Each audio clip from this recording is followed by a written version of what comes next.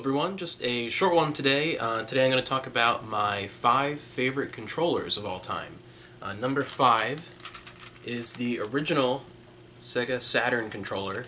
This is one that I actually didn't think I was going to like at first because it is fairly small for my hands. I tend to like bigger, clunkier controllers. Like this is coming from some guy who likes the Duke controller for the original Xbox over the smaller S-type design. I do absolutely love this one though. For some reason, it just, even though it's much smaller, it doesn't feel uncomfortable. It's very close to the Sega Genesis controller, but slightly more curved, slightly more rounded, and has really nice triggers on the end. So I ended up really liking it. It feels comfortable. It doesn't feel cramped like I thought it would, and it's actually become one of my favorite controllers, top 5. It's the original Sega Saturn controller. Number 4 is one of the best controllers of all time, even though it's my number 4, and that is the DualShock 2, the PlayStation 2 controller. And you could really put like the PS1 or the PS3 in this thing's place. I mean, they're all very, very similar, almost exactly the same. But there's a reason why the design really hasn't changed much. Even looking at the PS4 controller, it's changed slightly with each controller, starting with the PS1. And there's a reason for that. They got it right from the beginning.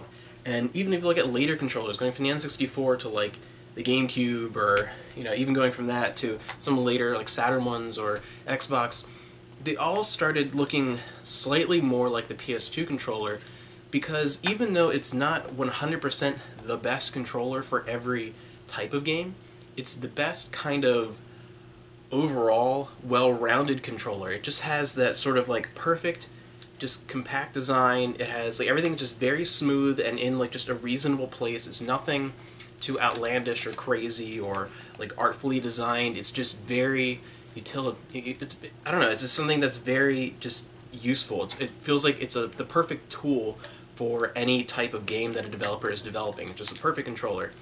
But this is actually not my favorite version of that controller.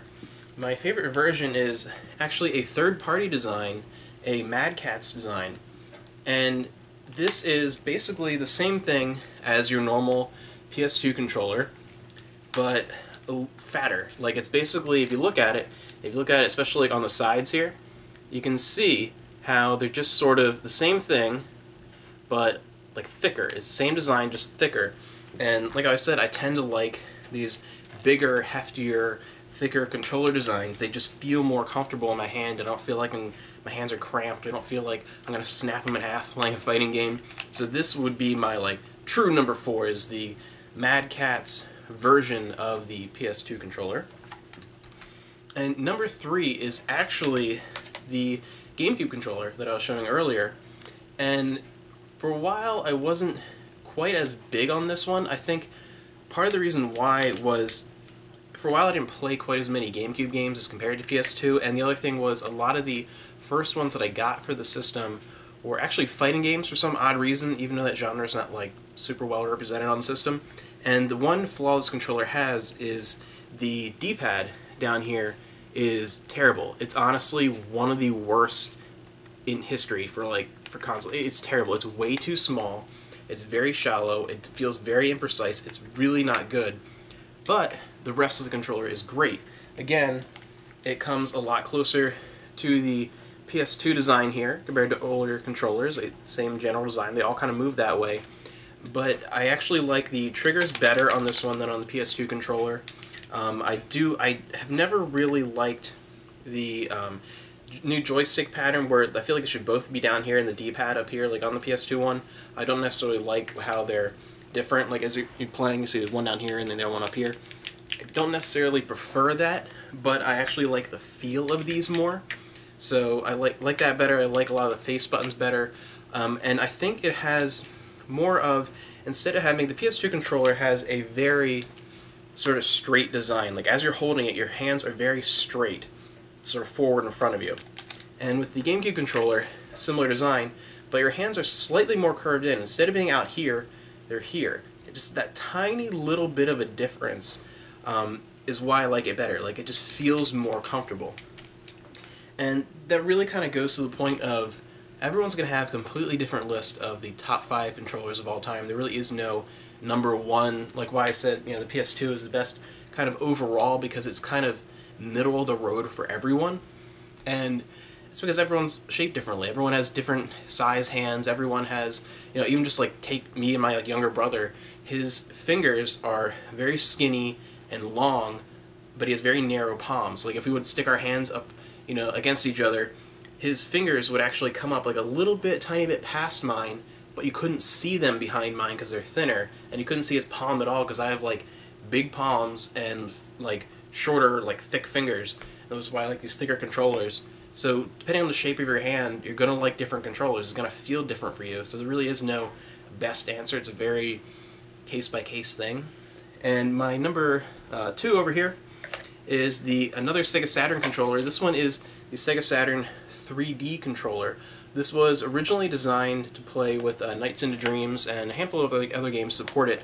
And it is your normal Sega Saturn controller with a more rounded shape with the triggers on the bottom, and a, right here, little analog nub there, more than a stick, more like a ball actually, almost kind of like a trackball.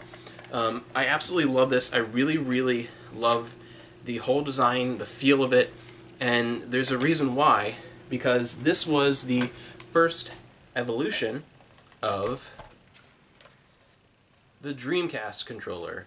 My favorite controller of all time. This is my number 1, by far, the Dreamcast controller. And you can kind of see the evolution with the Saturn, starting off with this, moving on to this, the 3D controller. You can see there, with the triggers on the side and everything.